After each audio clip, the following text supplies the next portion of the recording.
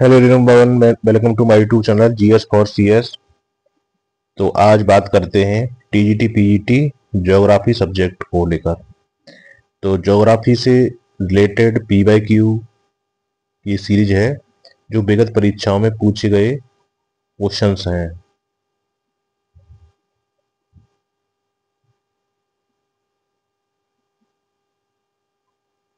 तो निम्न में से किस विद्वान का यह मत था कि भूगोल और इतिहास गैर समान जुड़वां हैं? ये किसने कहा था? Harvey, Hudson, Ritter, Varenius. तो ये कथन रिटर का है। कार्ल रिटर ने कहा था कि भूगोल और इतिहास गैर समान जुड़वा हैं। इसी व्याख्या देखते हैं।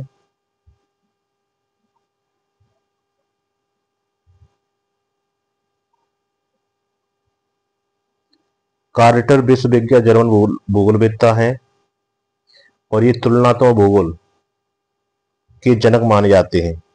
तुलनात्मक भूगोल के जनक माने जाते हैं। रिटर ने यह मत दिया था कि भूगोल और इतिहास ये गैर समान जुड़वा हैं। नेक्स्ट, निम्न पुस्तकों में से किसके लेखक अरब भूगोलवेत्ता अल बरूनी नहीं है? अल बरूनी नहीं है। किताब अल हिंद इसके हैं, किताब अल काफी, किताब अल हिंद, तारीख अल हिंद इसके भी हैं, लेकिन इसके नहीं है। किताब अल मसूदी इसके भी हैं। आंसर होगा बी, किताब अल काफी। किताब अल काफी के अल बरूनी नहीं है। इसके अलावा तीनों किताब अल हिंद, किताब अल तारीख अल हिंद और अल मसूदी, अल कानून अल मसूदी, ये अल बरूनी की पुस्तक हैं। व्याख्या देखते हैं। अरब लेखक भूगोलवेत्ता अल बरूनी ने कई किताबें लिखी हैं। किताब अल हिंद, किताब तारीख अल हिंद, अल कानून अल मसूदी, ये तीनों किताबें अल मसूदी की हैं, अल बरूनी की। और अल काफी, किताब अल काफी मोहब्बत इब्न याकून अल कुलैनी द्वारा लिखी गई है। किताब अल काफी अल कुलैनी द्वारा लिखी गई है। नेक्स्ट, क्षेत्रीय नवाचार प्रसारण मॉडल के प्रणेता निम्न से कौन थे? क्षेत्रीय नवाचार Carl Sauer, Richardson Hodson, R Morrill, Hagerstrand. तो इसका आंसर है हैंगर स्टैंड। हैंगर स्टैंड एक स्थानिक नवाचार प्रसार मॉडल था। इस मॉडल का उद्देश्य उन प्रक्रियाओं को समझना है जो एक निहारिका वितरण का सामान्य स्थानीय पैटर्न बनाते हैं। यह मॉडल इस बात की पड़ताल करता है कि सोशल नेटवर्क पर विचारों का प्रसार इस पैटर्न को कैसे उत्पन्न कर सकता है। तो स्थानिक नवाचार प्रसार मॉडल कैसा है? Hanger stand. नेक्स्ट, निम्न विद्वानों में से प्रस्तावित किया कि सभी इतिहास का भौगोलिक रूप से तथा सभी भूगोल का ऐतिहासिक रूप से अध्ययन किया जाना चाहिए। ये किसने कहा था? हेरोडोटस, स्ट्रेबो, हेकेटियस और पोसिडोनियस। इसका आंसर है हेरोडोटस, जिन्हें इतिहास का पिता कहा जाता है, हेरोडोटस। तो हेरोडोटस ये सबसे प्रमुख इतिहासकार थे और इतिहास का पिता माना जाता है इनको। ऐतिहासिक घटनाओं, इन्होंने कहा था ऐतिहासिक घटनाओं का भौगोलिक स्थिति में रखा जाए और भूगोल को इतिहास के दृष्टिकोण से और इतिहास को भूगोल के दृष्टिकोण से देखा जाए। भूगोल को ऐतिहासिक रूप से अध्ययन किया जाना चाहिए। नेक्स्ट, ये मिलान करने को है। तो द साइंस ऑफ ज्योग्राफी सुमिलित नहीं है। इसमें ये कहा है कि सुमिलित कौन सा नहीं है। Perspectives on nature of geography, ये सुमिलित है, हार्टसॉन की है। The big T GS of past, ये अल्बर्नी की है। ज्योग्राफी जर्नलिस्ट, ये नहीं है। आंसर होगा ज्योग्राफी जर्नलिस्ट, ये है बारेनियस की, बारेनियस। द साइंस ऑफ ज्योग्राफी, ये है एकरमैन, एकरमैन की है द साइंस ऑफ ज्योग्राफी। इसमें बर्नार्ड हबार्नियस द्वारा ज्योग्राफी जर्नलिस्ट 1660 में लिखी गई थी, जिसे उस शताब्दी में कई बार संशोधित प्रकाशित किया गया था। संस्कृति सभ्यता ज्ञान का आधार दिया, संस्कृति सभ्यता के आधार का ज्ञान दिया। नेक्स्ट, निम्न से किस जर्मन भूगोलविद्ता ने भौतिक भूगोल के क्षेत्र में योगदान दिया? भौतिक भूगोल, Alfred Wegener, Weber, Ratzel, Carl Troll, Oscar Peschel. तो इसमें से किसने भौतिक भूगोल के क्षेत्र में योगदान दिया? तो ये है कार्ल ट्रॉल ने, कार्ल ट्रॉल।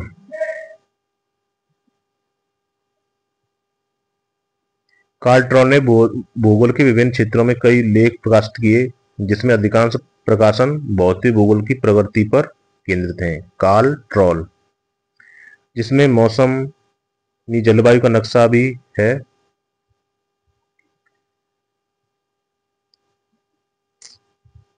नेक्स्ट, संभववाद, इसमें कहा है कि सुमिलित नहीं है। संभववाद ब्लास, जो फ्रांस से संबंधित है। Human ecology bureaus, human ecology bureaus की है। समावेशी पदानुक्रम सिद्धांत, ये ए.के. फैल्ब्रिक, समावेशी पदानुक्रम सिद्धांत। अंतरक्रिया मॉडल, ये आंद्रे एलेक्स का नहीं है, आंद्रे एलेक्स का है आर्मलैंड। अंतरिक्ष की व्याख्या में अंतरक्रिया मॉडल 1858 में एच.सी. केरी ने दो शहरों के बीच के संबंध की सही ठहराने के लिए ग्रेविटी या इंटरेक्शन मॉडल पेश किया। ग्रेविटी या गुरुत्व मॉडल या इंटरेक्शन मॉडल पेश किया था एच.सी. केरी ने। शहरी विकास की मॉडलिंग और विकासशील अर्थव्यवस्था में क्षेत्रीय विकास का शहरी प्रभाव। अंतरक्रिया मॉडल से संबंध नहीं है, आंद्रे एलेक्स है आर्मलैंड, आर्मलैंड से है संबंधित, जिसे कहते हैं परिनगर, नगर का बाहरी क्षेत्र, आर्मलैंड। नेक्स्ट, कौन सा सही है इसमें? टोलेमी का मत था कि भूमध्य प्रमुख यामूत्र बरमूडा से होकर गुजरती है, ये गलत है, ये गुजरती है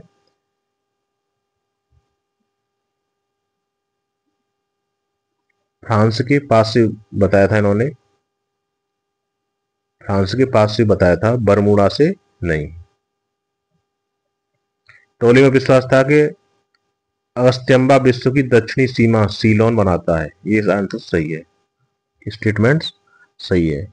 और यामूत्र, जो प्रमुख यामूत्र रेखा बताई थी वो कनारी द्वीप, कनारी द्वीप से होकर गुजरती है, न कि बरमूडा से होकर।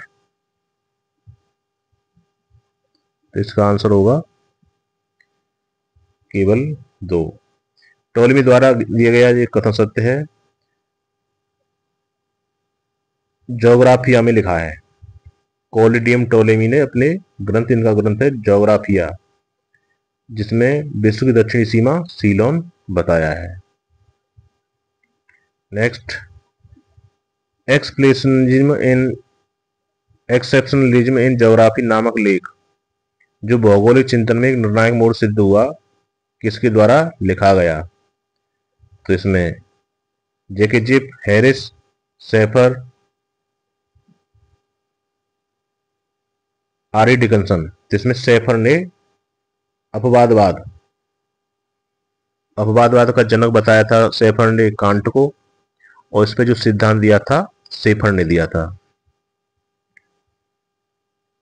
एक्सेप्शनलिज्म इन ज्योग्राफी नामक लेख सेफर ने लिखा था, और अजीब प्रगति के कारण व्यवस्थित विज्ञान की पद्धति को साझा नहीं करता, और इन्होंने हार्टसॉन का जो क्षेत्रीय विभेदीकरण का जो संकल्पना थी उसका इन्होंने आलोचना की, सेफर ने। नेक्स्ट, किस विद्वान को प्रमुख रूप से आचार पर भूगोल के विकास का श्रेय जाता है? तो आचार परक भूगोल का सबसे पहले क्रिक ने दिया 1951 में। क्रिक ने इस विचार को दिया, आचार परक भूगोल। इसमें आचार परक शाखा है, ये मानव भूगोल की शाखा है। इसके अंतर्गत व्यवहार, निर्णय क्षमता, उस पर पड़ने वाले भौगोलिक प्रभावों का अध्ययन क्षेत्रीय में स्थान विशेषता में रखने किया। इस क्षेत्र के विकास का श्रेय क्रिक को जाता है, क्रिक ने दिया था। भूगोल को पृथ्वी पटल के विभिन्न रूप स्वरूप का यथार्थ, क्रमबद्ध, संगत वर्णन व्याख्या के रूप में किसने परिभाषित किया? क्रमबद्ध, संगत और व्याख्या मतलब यथार्थ, क्रमबद्ध, तो ये था हार्टसॉन ने दिया था। हार्टसॉन की इन्होंने मतलब क्षेत्र विभेदीकरण का सिद्धांत दिया था, उसी के अंतर्गत क्रमबद्ध और संगत व्याख्या की थी भूगोल की। भूगोल के विश्व पृथ्वी पटल पर विभिन्नतापूर्ण स्वरूप को आर हॉटसन ने परिभाषित किया, जिस पर पृथ्वी पर जितने भी क्षेत्रीय विभेदन है, क्षेत्रीय भिन्नता, किसी एरिया में किसी तरह की क्लाइमेट, दूसरे एरिया में दूसरी तरह की क्लाइमेट के मध्य जो तुलनात्मक अध्ययन किया था उसे ही क्षेत्रीय विभेदीकरण कहा।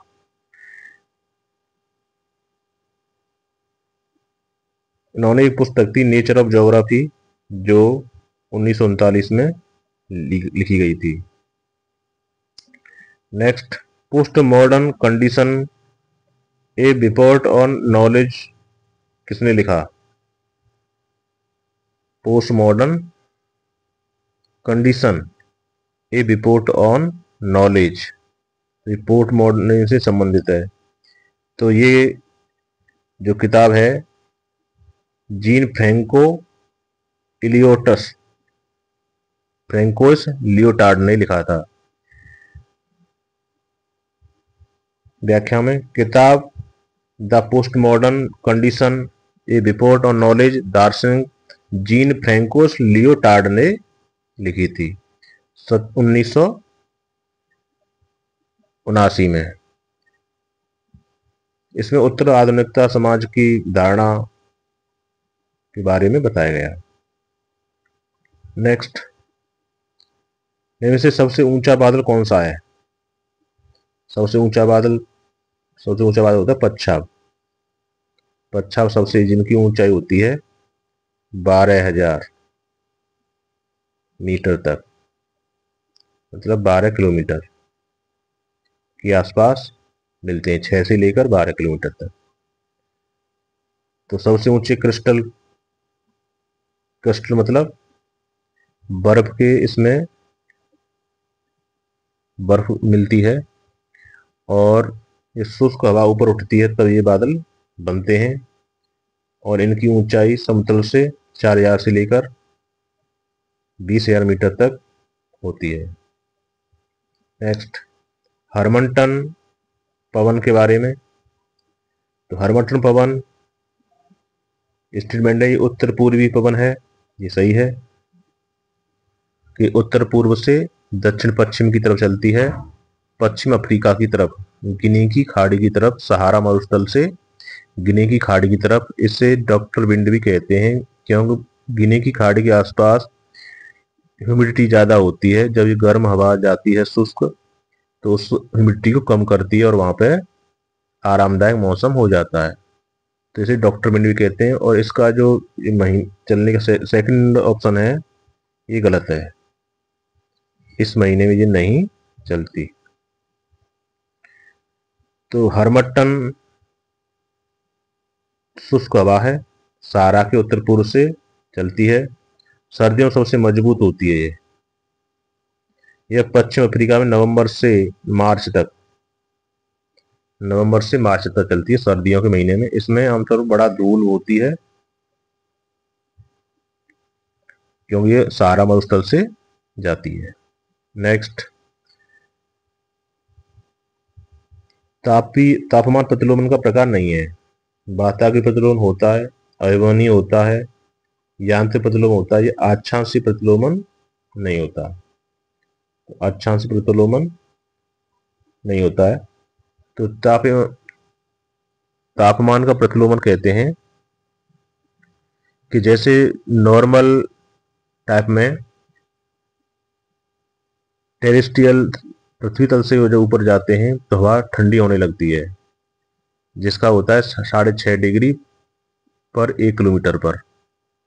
1 किलोमीटर ऊपर जाने पर 6.5 डिग्री टेम्परेचर में कमी आती है। ये उसका उल्टा होता है प्रतिलोमन। इसका मतलब यह है कि नीचे अधिक ठंडा हो जाना और ऊंचाई पर गर्म, तो इसे बोलते हैं तापीय प्रतिलोमन की स्थिति। ये कंडीशन तब होती है जैसे कि जाड़े की रात में साफ स्वच्छ रात होती है और जिसका रेडिएशन अधिक हो जाता है तो नीचे पाला जम जाता है, ऐसी कंडीशन में प्रतिलोमन की स्थिति होती है। जैसे प्रतिलोमन क्षोभमंडल में तापमान के सामान्य व्यवहार से उल्टा होता है। सतह पर ठंडी हवा की परत और उसके ऊपर गर्म हवा। वाताग्रीय, अवहनीय, यांत्रिक प्रतिलोमन के प्रकार हैं, लेकिन अक्षांशीय प्रतिलोमन का प्रकार नहीं है।